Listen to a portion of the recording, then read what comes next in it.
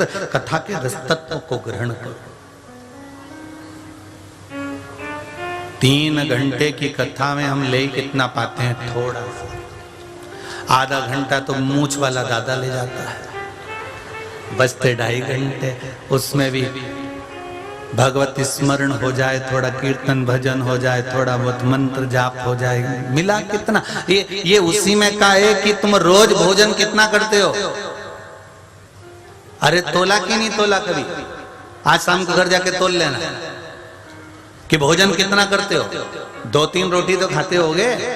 अरे बोलो तो जम के रे। मुझे लग रहा है परली बैजनाथ वाले बड़े चुपचाप बैठे हुए एकदम शांति से। तुम तो बिल्कुल ऐसा मत बैठो हैं कि किसी ने तुम्हें मार ठोक के बिठाया। तुम तो बढ़िया खुश होकर अलमस्त होकर बैठो कथा में है। तुम्हें ये नहीं सोचना है कि कौन क्या कहेगा। आग लगे बस्ती में, अपन रहो मस्ती में। क्या किसको रोइए, चादर तान के सोइए। अपने को टेंशन नहीं लेना। अपन तो टेंशन दूसरे को दो, पर अपन मत लो। है अपने चक्कर में दूसरे की बीपी चालू हो जाए ना, वो चलेगा, पर अपना बीपी लेवल में रहना चाहिए। तुम लोग तो मस्त जिंदगी जिए, अलमस्त। घर जाओ ना तो थोड़ा भोजन तोल लेना है। 2-3 रोटी तो सभी खाते होंगे, 2 नहीं खाते होंगे, 3 खाते होंगे, 3 नहीं खाते होंगे, तो 1 खाते होंगे। इतनी सी दाल, इतनी सी सब्जी, इतना सलाद, इतना पापड़, इतना चावल, इतना मीठा, सब तोल लेना। 100-150 ग्राम के करीब में हो जाए। बोलो जी। और जो ज्यादा खाता होगा तो 200 ग्राम। 2-3 रोटी ज्यादा बढ़ा दो, चावल की मात्रा और बढ़ा दो, तो कितना हो गया? अरे बोलो 200 ग्राम। अब 200 ग्राम तुमने भोजन किया। 200 ग्राम भोजन, जितने टीवी पर सुन रहे हो, जितना फेसबुक यूट्यूब पर सुन रहे हो, जरा समझ लेना हो। 200 ग्राम भोजन में से तुम्हारे शरीर में गया 200 ग्राम, बचा कितना? पूरा 200 ग्राम शरीर में रह गया क्या? नहीं। पानी भी उसमें जुड़ा है, भोजन भी उसमें जुड़ा है, तो मालूम पड़े ये 200 ग्राम में से मलमूत्र के अंतर्गत पूरा चले गया। मात्र 200 ग्राम में से 20-25 बूंद खून की बन पाती है। कितनी? किसी डॉक्टर से पूछना कि 200 ग्राम हम सवेरे भोजन करते हैं, इससे कितना खून बनता है, तो वो कह देगा 25 बूंद, 20 बूंद, 30 बूंद से ज्यादा खून नहीं बनता। शाम को भोजन करा तो भी 20-25 बूंद। अब 25 बूंद तुम्हारा खून बना, तो क्या 25 बूंद खून तुमको पूरी एनर्जी दे देगा क्या? नहीं। तुम्हें बल देने के लिए, पावर देने के लिए वो 25 बूंद का भी 1 बूंद बन पाता है। 25 बूंद में से भी 1 बूंद तुमको बल प्रदान करता है, तुम्हें पावर प्रदान करता है, और तुम्हारे चित्त वृत्ति हृदय पे तेज उत्पन्न करता है। 1 बूंद। अब विचार करना, यह मलमूत्र के अंतर्गत बचा कितना? मात्र 20-25 बूंद। और 25 बूंद में से भी बल कितने से मिला? केवल 1 बूंद से। उसी तरह 3 घंटे की कथा क्या पूरी तुम्हारे अंदर रह गई? नहीं। यहाँ से सुनी, यहाँ से निकाल दी, बची कुची थी झटकार दी, थोड़ी बहुत 1-आध बूंद कान में पड़ी की पड़ी रही। वो 1 बूंद जो पड़ी वो परमात्मा से मिला था।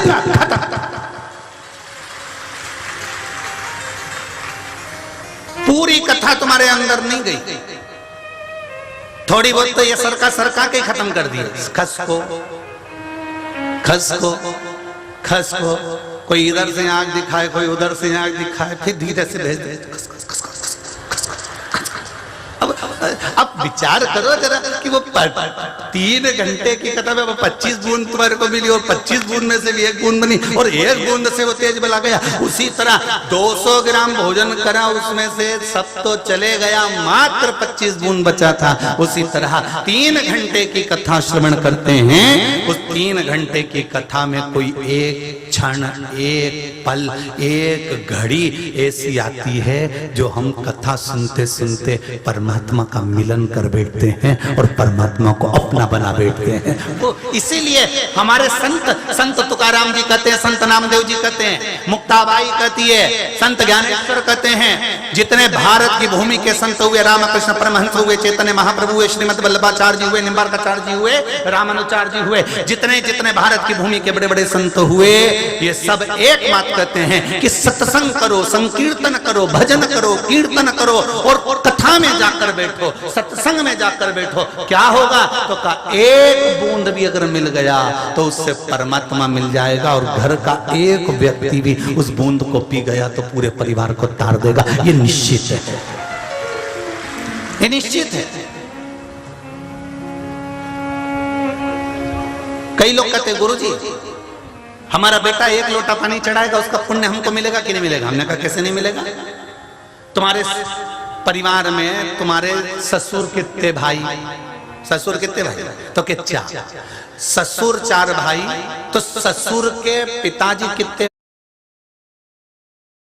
Looking for the latest trends? Amazon, India's ultimate fashion destination, lets you choose from desi, casual. भाई 3 भाई। अच्छा, अब वो 3 भाई ससुर के पिताजी, अब उनके परिवार में अगर कोई मर गया, समझ लो जरा जीजियों, बहुत अच्छे से समझ लो रे, पल्ली बैजनाथ वालों, आज कथा का पहला दिन है, वो ये 7 दिन काम आने वाली कथा है। ससुर के पिताजी 3 भाई, अब पिताजी के 3 भाइयों में कोई मर गए, सूतक तुम्हें लगेगी कि नहीं लगेगी? अरे बोलो तो सही, सुहा लगेगा? सूतक सावड़ लगेगी कि नहीं लगेगी? लगेगी ना। अब सोचो, ससुर के पिता और पिता के भी भाइयों में मरा तो हमको सूतक लग रही है। तो वही तो शिव महापुराण कह रही है, 7 पीढ़ी में भी किसी ने एक लोटा जल चढ़ा दिया तो सबको उसका लाभ मिल गया, एक बार नहीं। जब उधर की सूतक इधर तक लग सकती है तो इधर का भजन उधर तक नहीं लग सकता है।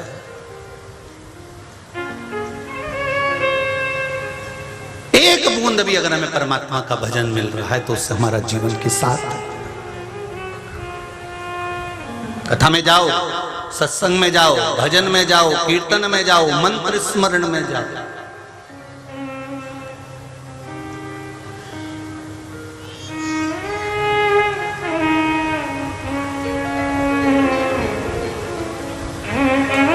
एक बार हनुमान जी बैठे हुए थे, राम जी ने कह दिया हनुमान, हे हनुमान। हनुमान जी बोले बोलो प्रभु, अयोध्या में कथा हो रही है, चले जा। हनुमान जी बोले मैं और कथा में? प्रभु मैं और कथा में जाऊंगा? किसकी कथा है? राम जी बोले मेरी कथा है। हनुमान जी बोले तुम्हारी पूरी लीला तो मैंने अपनी आंखों से देखी है, तो मुझे कथा की क्या जरूरत है? कोई कह दे हमारे घर में शिव पुराण रखी है, हमारे घर में भागवत रखी है, हमारे घर में रामायण रखी है, हमें तो पूरी कंठस्थ है, तो हम सुंदरकांड में क्यों जाएं? हम रामायण में क्यों जाएं? हम शिव पुराण में क्यों जाएं? हमको तो पूरी आती है। हनुमान जी ने अभिमान रखकर कह दिया राम जी से कि जब आपकी लीला है तो मेरी तो आंखों से देखी हुई है, तो मुझे कथा में जाने की क्या जरूरत है? मैं क्या करूंगा जाकर? राम जी ने कहा अगर तुम्हें यहां कथा नहीं सुनना तो कहीं अच्छी जगह कथा सुन लो। अब जो बड़ा बहुत ऊंची पोस्ट का व्यक्ति होता है ना, बहुत ऊंची पोस्ट का, तो वो बहुत ऊंचा वक्ता हो, बहुत जोरदार कथाकार हो, उससे कह दिया जाए सब कि हमारे मोहल्ले में, हमारी कॉलोनी में कथा हो रही है, तुम्हें आना पड़ेगा, तो वो के ये कथा बचेगा और इसकी कथा में मैं जाऊंगा, इतना बड़ा वक्ता।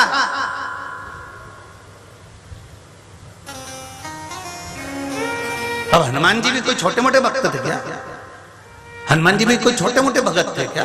बहुत बड़े वक्ता और बहुत बड़े भक्त। तो हनुमान जी ने थोड़ा सा अभिमान रखकर कह दिया मैं और ये छोटी मोटी कथा में जाऊं। तो राम जी ने कहा तू बड़ी कथा में चले जा, काकभूषुंडी जी श्रवण करा रहे हैं, तू जाके सुन ले गरुड़ जी की कथा। कहा ठीक है। हनुमान जी वहां पहुंच गए और राम जी का नाम लेकर बैठ गए कथा सुनने। इतने में काकभूषुंडी जी ने कह दिया।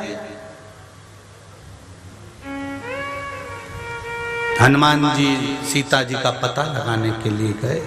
जामवंत के कहने पर उन्होंने एक पांव यहाँ रखा, दूसरा पांव लंका में रखा। हनुमान जी मन में सोचने लगे, बताओ कथा कहाँ घुमा दी, मैं खुद प्रमाण हूँ, उड़ के गया था, 3-4 लोग बीच में मिले थे, वो तो कुछ बोला ही नहीं और बस बोल दिया कि एक पांव यहाँ रखा, एक पांव वहां रखा।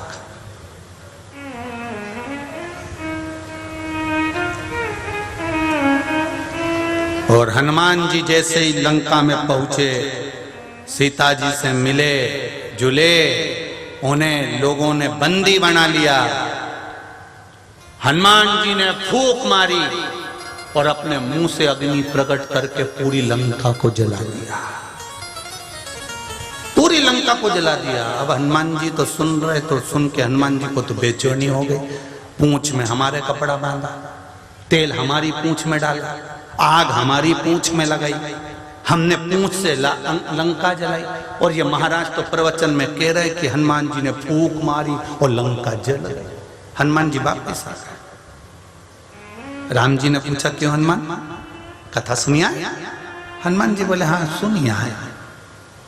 तो ऐसा मुंडा बिगाड़ के क्यों बोले?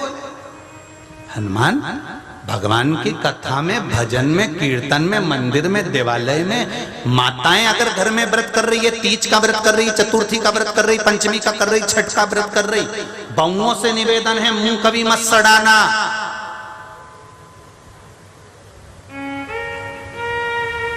जो भगवान के नाम पर मुंह बिगाड़ता है उसकी जिंदगी कब बिगड़ जाती है कोई पता नहीं पड़ पाता।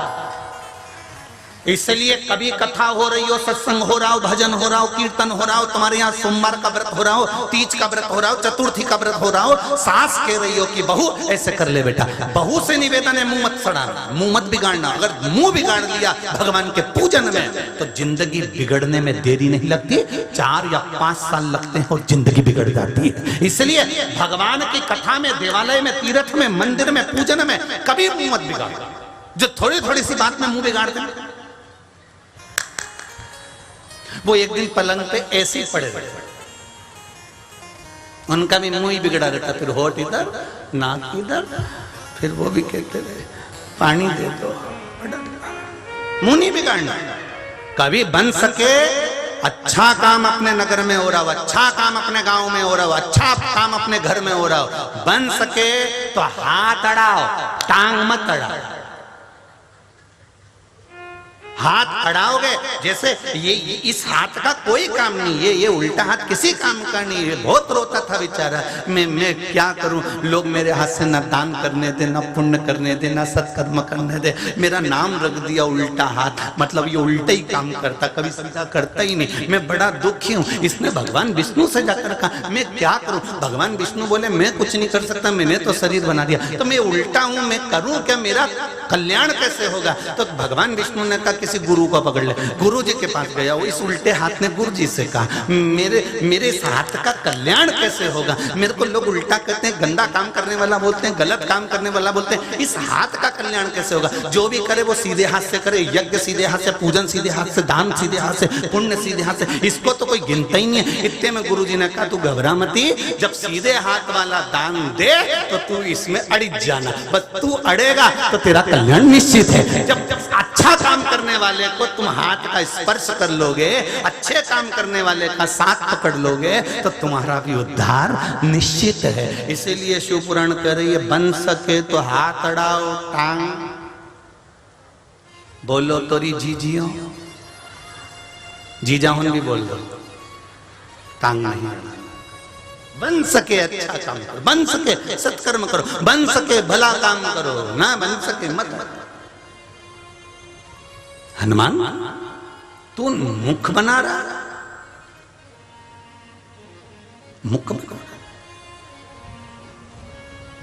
हनुमान जी बोले प्रभु मैं कथा सुनने तो गया था पर मेरा मन नहीं लगा, क्योंकि उनने किया, हनुमान जी ने एक पांव इधर रखा ने दूसरा पांव सीधे लंका में। अब मैं तो उड़ के गया था, मुझे मालूम बीच में सुरसा भी मिली थी, बीच में और भी जगह मिली थी, और सब ने मेरे को मुंह में भी भर लिया था। मैं अपनी चतुरता से निकल गया था, लंका में गया, मेरी पूंछ में कपड़ा बांधा, तेल डाला और आग लगाई मैंने लंका में। और वो महाराज प्रवचन में कह रहा था कि हनुमान जी ने तो फूंक मार दी, ने पूरी लंका जला दी। बताओ ऐसी कोई कथा होती है? कथा भी क्यों तो अच्छी क्यों, यहाँ कथा जो छोड़ी वो तो कंजन कहाँ लेके पहुंच गए। बताओ ये कोई कथा होती है? पूछ का तो वर्णन ही नहीं कहीं। राम जी बोले, हनुमान तुझे अब क्या समझाऊं, इतने में हनुमान जी के अहंकार की सीमा नहीं थी, तो राम जी अपनी अंगूठी को घुमा रहे थे, घुमाते घुमाते राम जी ने अंगूठी नीचे फेंक दी। फेंकते हुए हनुमान जी से कहा, जा जल्दी इस अंगूठी को पकड़ के ला, जल्दी लेके आ। हनुमान जी अंगूठी लेने के लिए गए, अंगूठी दौड़ती चली जाए, लुढ़कती जाए और हनुमान जी पीछे जाते जाए। सारे ब्रह्मांड में अंगूठी घूम ली और घूमते घूमते सुमेरु पर्वत पर पहुंच गए। सुमेरु पर्वत में गुफा के द्वार पर अंगूठी पहुंची। हनुमान जी ने कभी अंगूठी कहीं नहीं जा सकती, अब तो मुझे मिलेगी। और जैसे ही हनुमान जी इस गुफा में प्रवेश करने लगे, इतने में एक द्वारपाल, एक बंदर बाहर खड़ा हुआ था। उस बानर ने हनुमान जी को रोक दिया, हनुमान रुक। हनुमान जी ने कहा, तुम कौन? तो कि मैं बानर हूं, मुझे अंदर जाना है। बानर कहता, अंदर नहीं जा सकते, अंदर हमारे सरकार बैठे हुए हैं, हमारे स्वामी बैठे हैं।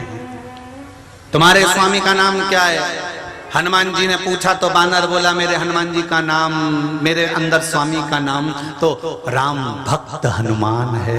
हनुमान जी हंसने लगे। हनुमान तो बाहर खड़ा और ये कह रहा अंदर बैठा। तुम मुझे जानते नहीं हो, मैं वही हूं जिसने पूंछ से लंका में आग लगाई थी। बंदर बोला, शांति से खड़े रहो, जब तक हमारे स्वामी से पूछ कर आएंगे, वो कहेंगे तो अंदर आने देंगे, तो नहीं आने देंगे। वो अंदर गया। हनुमान जी स्वामी जी के पास में जाकर कहा, सिंहासन सोने का रतन जड़ित जिस पे हनुमान जी बैठे हुए थे गदा लेकर। हनुमान जी से पूछा, स्वामी एक बानर आया है, हनुमान नाम बता रहा है, कहो तो अंदर आने दो। सिंहासन पर बैठे हुए हनुमान जी ने कहा, आने दो, वो इस कल्प का हनुमान है, उसको आने दो।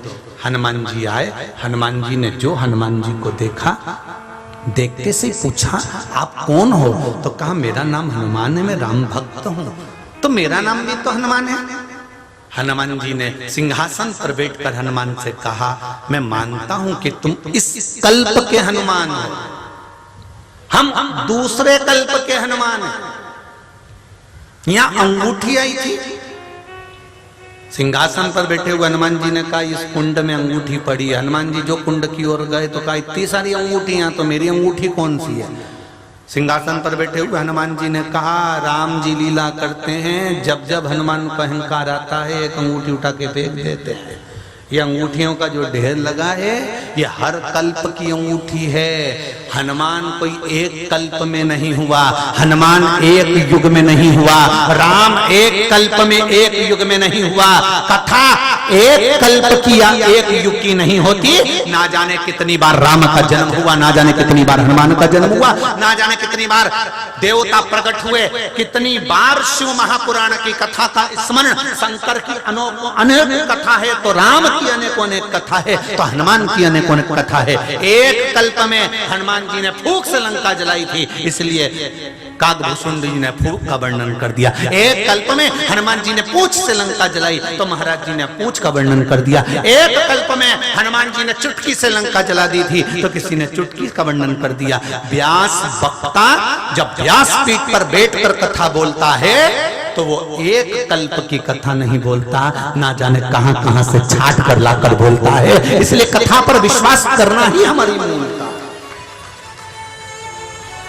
पर हमको तो अहंकार है ना, कई लोगों का अभिमान हो जाता है, महाराज जी तो ना जाने कहां की बात कर रहे थे, महाराज जी तो ना जाने कहां से कथा बोल रहे थे, ना जाने उनके पास तो कौन सी पुराण है जिसमें से बोल देते हैं, हमने तो ये वाली पुराण में पढ़ा, ये तो मिला ही नहीं, ये तो मिला ही नहीं। तो तुम्हें एक कल्प की बात करते, भगवान की कथा ना जाने कितने। इसलिए हनुमान जी से राम जी के पास में जब हनुमान अंगूठी लेकर गए, तो राम जी के चरण पकड़ लिए, क्षमा करना मैं समझ नहीं पाया था। राम जी तब हनुमान से पूछे, बोलो क्या चाहिए? हनुमान जी कहते हैं बस आशीर्वाद दे दो कि मृत्यु लोक में रहूं और कथा सुनता रहूं, जहां कथा हो वहां जाकर मैं बैठ जाऊं और कथा सुन। राम जी ने आशीर्वाद दिया। कथा क्यों सुनना चाहते हो? हनुमान जी बोले, अगर कथा काकभुसुंडी जी के मुंह से नहीं सुनता और फूक वाली बात नहीं सुनता तो दूसरे कल्प के हनुमान जी का दर्शन ही नहीं होता। उन्होंने कहा तो मैं प्रमाण ढूंढने के लिए गया। उन्होंने कहा तो मैं प्रमाण ढूंढने के लिए गया। जब कोई कहता है ना तो प्रमाण ढूंढे जाते हैं। कई लोग कह देते हैं ये श्री शिवाय नमस्तुभ्यम मंत्र शिव महापुराण में तो है ही नहीं। लोग प्रमाण ढूंढना चालू करते हैं तो विदेश्वर संहिता में मिल जाता है, और मिलता है तो फिर पढ़ने में आता है, पढ़ने में आता है तो व्हाट्सएप पर चलना चालू हो जाता है, व्हाट्सएप फेसबुक यूट्यूब पर सब पे चलता है। फिर नीचे लिखा हुआ मिल जाता है कि श्री शिवाय नमस्तुभ्यम। इस मंत्र का जाप करने वाला व्यक्ति का मात्र मुख भी देख लो तो ना जाने करोड़ों पाप समाप्त हो जाते हैं। यहाँ तक का वर्णन मिल जाता है। पहले नहीं मिल रहा था तो फिर ढूंढते रहे, उसको ढूंढो। मुझे वर दे दो, मैं कथा सुनूं। हनुमान जी का आशीर्वाद दे दिया, जहां कथा होगी वहां जाना पड़ेगा, सुनना। हनुमान जी कहने लगे